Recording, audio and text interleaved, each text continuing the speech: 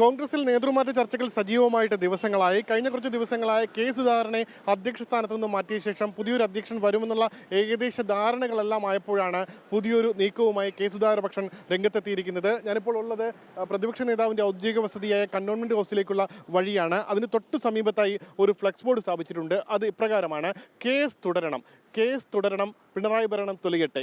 കേരളത്തിലെ കോൺഗ്രസിന് ഊർജ്ജം പകരാൻ ഊർജ്ജസ്വലതയുള്ള നേതാവ് കേസ് തുടരണം തുടങ്ങിയ വാക്കുകൾ ഉൾപ്പെടുത്തിയാണ് ഈ ഫ്ലെക്സ് ബോർഡ്. യൂത്ത് കോൺഗ്രസിൻ്റെയും കെ എസ് യുവിൻ്റെയും പേരിലാണ് ഈ ഫ്ലെക്സ് ബോർഡ് സ്ഥാപിച്ചിരിക്കുന്നത്.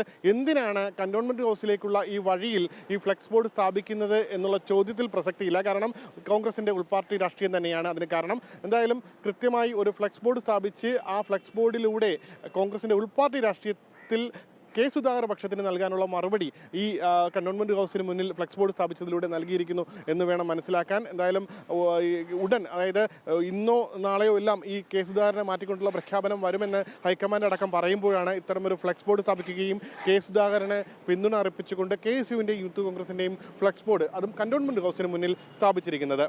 ഷൈജു ചൗധരിക്കുമ്പോൾ ഉമേഷ് ബാലകൃഷ്ണൻ, 24 തിരുവനന്തപുരം.